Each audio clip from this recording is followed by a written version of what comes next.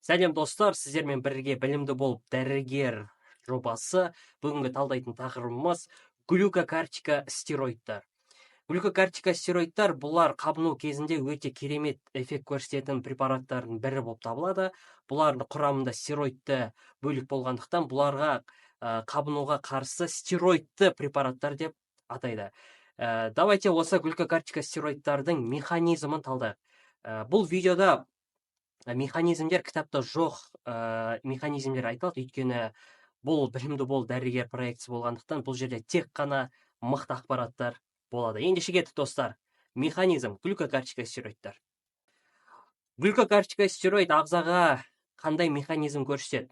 Ендеше мына схемаға көзімізді салатын болсақ, бұл жерде глюкокортика стероидтар үшбұрыш молекула түрінде берілген. Ағзаға кірген кезде ол фармакокинетиканың барлық этабын өткеннен кейін өзінің механизмін көрсете бастайды. Глюкокортика стероид клеткаға кіреді. Мына цитоплазма деп тұр, көріп тұрсыздар. Клетканың ішіне кірген кезде цитоплазманың ішінде, достар қараңыздар, цитоплазманың ішінде глюкокортика стероидты рецептор бар. Оны мына жерден көре аласыздар. Глюкокортика стероидты рецептор бұл бізде нормада HSP90 биологымен байланысқан, бірақ глюкокортика стероид үшбұрышты молекуласы. Ол клетканың ішіне кірген кезде HSP90 биологы глюкокортика стероидты рецепторден ажырайды да, глюкокортика стероид өзінің глюкокортика стероидты рецептормен қосылып комплекс түседі. Комплекс түзгеннен кейін ол қайда түседі? Ол ядроның ішіне кіреді. Енді достар қараңыздар, қызықтың көкесі осы жерде. Ядроның ішіне кіргеннен кейін глюкокортика стероидты комплекс, ол мына көріп атқан ДНК әр тізбегіне әсер етіп, амин қышқылдарының синтезін өзгертеді екен. Осыған байланысты түрлі механизмдер, түрлі жанама әсерлер байланысты болады. Енді қараңыздар, глюкокортика стероид цитоплазмаға енді, ол жақта өзінің рецептормен байланысқаннан кейін, ол ядроның ішіне кіреді, клетканың ішіндегі. Кіргеннен кейін ол мына жерде тұрған барлық ДНК-ның тізбегіне әсер етеді. Енді қараңыздар, бірінші тізбекке әсер еткен кезде глюкокортика стероидты рецептор, ол бізде GTM деген белокқа әсер етеді. GTM белокқа әсер еткен кезде ол маяқта көріп тұрғаныңыздай тирозин аминотрансфераза деп тұр. Міне қараңыздар, қазір сіздерге үлкейтіп көрсетейін. Тирозин аминотрансфераза деп тұр. Тирозин аминотрансферазаның синтезі күшейе бастайды. Тирозин аминотрансферазаның синтезі күшейетін болса, ағзада қандай эффекттер орын алады? Әлбетте, тирозиннің мөлшері көбейеді. Тирозин бұл адреналин, немесе норадреналин секілді нейромедиаторлардың, гормондардың алғашқы ізашары болып табылады. Яғни сол адреналин мен норадреналиннің қандағы мөлшері, ағзадағы мөлшері жоғарылауы мүмкін. Өйткені глюкокортика стероидтар бұлар GTM белокқа әсер еткен кезде не болады екен? Тирозин аминотрансфераза ферментін көбейтеді. Ол өз кезегінде тирозинді көбейтеді. Тирозин бізде адреналин мен норадреналин деңгейін көбейтеді екен. Сәйкесінше бізде глюкокортика стероидтар әсер еткен кезде бұлар қан қысымын жоғарылатуы мүмкін, және де адреналиннің қандағы мөлшерін жоғарылатуы мүмкін. Ол бір. Екіншіден, глюкокортика стероидты адреналин секілді препаратпен бірге қосып ағзаға адамға беретін болсақ, науқасқа, онда глюкокортика стероидтар адреналиннің эффектісін жоғарылатады. Өйткені оның қандай қасиеті бар? Әлбетте, адреналинді күшейтетін қасиеті бар екен. Енді екіншіге қарайық. Екіншіде бізде GTM белокқа тоже әсер етеді, бірақ уже екінші тізбектегі ДНК. Бұл жерде бізде асиакальцин деген заттың синтезінің төмендеуін байқаймыз. Асиакальцин нормада не істейді? Әлбетте, асиакальцин бұл нормада асиакальцин белогы бізге шыққан кезде ағзаға, ол сүйектің тіндеріне кальцийді әкеп береді және оның сіңірілуін күшейтеді. Сәйкесінше, глюкокортика стероидтар адам көп қолданатын болса, ол асиакальциннің деңгейін түсіріп жібереді. Ол өз кезегінде кальцийді сүйекпен байланыстыра алмай қалады. Сол кезде бізде кітаптарда айтады, глюкокортика стероидтарды көп қолдану остеопорозға алып келеді дейді, яғни сүйек сынғышқа алып келуі мүмкін, сүйектің тығыздылығы өзгеруі мүмкін. Неге? Өйткені ол остеокальциннің синтезін төмендетеді екен. Дальше кеттік достар. Мына экранды ары қарай жоғарылатайық. Глюкокортикостероидтар фос, одан кейін жан деген белоктарға әсер етеді. Ол GTM-ді тағы да басады. Бұл үшінші тізбекте. Үшінші тізбектегі GTM белогын басқан кезде, онда бізде коллагеназа ферментінің деңгейін төмендеген байқаймыз. Коллагеназа ферменті егер де төмендейтін болса, онда ол бізде дәнекер тіндеріне әсер етеді.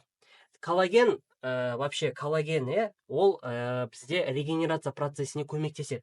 Сәйкесінше, глюкокортикостероидты көп қолданатын адамда бізде регенерация процесі төмендейді. Неге?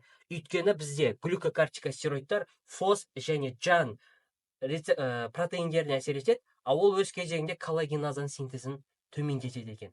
Ол төмендесе, ағзада регенерация процесі бұзылады. Сәйкесінше, жараның жазылмауы жиі байқалады жанама әсер ретінде, егерде глюкокортикостероидты көп қолданса. Дальше кет. Бізде келесі белок бұл P50 және P65. Глюкокортикостероидтар одан бөлек 4-ші тізбектегі ДНК-ға әсер еткен кезде бізде P50 және P65 белоктарына әсер етеді. Ол өз кезегінде тағы да GTM белокқа әсер етеді. Ол өз кезегінде бізде интерлейкин 1 бета-ны деңгейін төмендетеді. Интерлейкин дегеніміз не? Интерлейкин дегеніміз бізде ол былайша айтқанда қабыну кезінде жедел фазаны шақыратын цитокиндердің бірі болып табылады. Сәйкесінше ол гипоталамусқа барып температураны көтереді, қабынуды өршітеді, ағзада ауырсынулар пайда болады және тағы басқасы.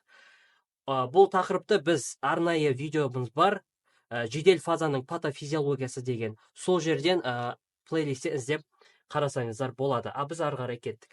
Сәйкесінше, глюкокортикостероидтар P50 және де P65 белогын әсер P50 және де P65 белогын әсер еткен кезде бізде интерлейкин 1 бетаның деңгейі төмендейді екен. Ол қабынуға қарсы эффектісін көрсетеді. Яғни глюкокортикостероидтар қабынуға қарсы эффект қалай көрсетеді деген кезде, ол интерлейкин 1 бетаның синтезін басады екен. Сол кезде бізде жедел фаза болмайды, температура түседі, ауырсыну басылады деген сөз. Одан бөлек интерлейкин 1 бетаның жабылуы бұл бізде глюкокортикостероидтың иммуносупрессиялық қасиетін көрсетеді. Сол себептен де глюкокортикостероидтар аутоиммунды ауруларда қолданылады. Бұларды біз қазір эффектісін жаңа мәселелерін талдайтын боламыз. Кеттік. Енді ең астыңғы белокқа қарайтын болсақ, бізде стат белокқа әсер етеді. Егер де стат белокқа әсер еткен кезде глюкокортикостероидтар бізде не нәрсенің деңгейі жоғарылайды екен? Бета-казеин. Бета-казеин деңгейі жоғарылайтын болса, ол семіздікке алып келеді. Неге? Өйткені бета-казеиннің висцеральды аймаққа май жинау қасиетіне ие белок болып табылады. Сәйкесінше глюкокортикостероидтарды көп қолданған науқастарда бізде висцеральды аймақта майдың пайда болуы байқалады екен. Одан бөлек эффекттерді қазір біз тақтада механизмін толығымен қарастырамыз. Бұл сіздерге қазіргі айтып жатқаным молекулярлық деңгейдегі глюкокортикостероидтың механизмдері. Түсінікті ғой достар? Егер бұл механизмдерді жақсылап тұрып мұғалімдеріңізге айтып берсеңіздер, 100 точно аласыздар деген ойдамын. Ендеше біз ары қарай кеттік. Достар, ары қарай кеттік. Глюкокортикостероидтың негізгі жіктемесіне келетін болсақ, ол 3 ғана топтан тұрады. Біріншісі бұл табиғи глюкокортикостероидтар. Бұл жаққа тек қана бір ғана өкілі жатады. Бұл гидрокортизон. Екінші топ бұл синтетикалық глюкокортикостероидтар. Бұл жаққа преднизолон және де метилпреднизолон жатады. Және де үшіншісі бұл құрамында фторы бар глюкокортикостероидтар. Бұл жерге дексаметазон, триамцинолон және бетаметазон жатады. Айта кетерлік жайт, глюкокортикостероидтар мықтылығы үстінен астыға қарай кетеді. Яғни гидрокортизон салыстырмалы түрде ең төмен жай мықтылығы төмендеу эффект көрсетеді. Синтетикалық глюкокортикостероидтар бұлар орташа әсер көрсетеді, яғни мықтылығы гидрокортизоннан мықты, бірақ дексаметазон, яғни құрамында фторы барлардан аздау. Ең мықтысы осы жіктеменің ішіндегі ең мықты эффект көрсететін бұлар құрамында фторы бар глюкокортикостероидтар. Оның ішіне дексаметазон, оның ішіне триамцинолон және де бетаметазон. Не үшін бұлар мықты эффект көрсетеді? Өйткені бұлардың құрамында фтор бар. Фтор реакцияға өте жақсы түседі, ағзадағы ферменттерге өте төзімді, сондықтан да бұлар жақсы эффект көрсетеді. Түсінікті ғой достар? Глюкокортикостероидтардың жанама әсері және де эффектісі. Мына жаққа мен қандай заттарға әсер етеді және соның нәтижесінде қандай жанама әсерлер пайда болатынын сіздерге түсіндіретін боламын. Қараңыздар, глюкокортикостероидтар бұлар жаңағы схемаға қарайтын болсақ, остеокальциннің деңгейін төмендетеді. Ол жаңа айтып кеттік, кальцийдің бізде сүйек тіндеріне баруын қиындатады дедік. Сәйкесінше бізде остеопороз ауруын шақырады екен. Глюкокортикостероидтардың ең жиі былайша айтқанда кездесетін жанама әсерлерінің бірі бұл остеопороз. Яғни остеокальциннің деңгейін түсіру нәтижесінде болады. Келесі, бета-казеин белогының жоғарылау нәтижесіне бізде семіздікке алып келеді дедік. Яғни глюкокортикостероидтар бета-казеиннің деңгейін жоғарылатады, ол жанама әсер ретінде семіздікке алып келеді екен. Келесі жанама әсерлердің бірі бұл бета-адренергиялық эффект. Яғни бета-рецепторлерге оң әсер көрсетеді деп тұрмыз.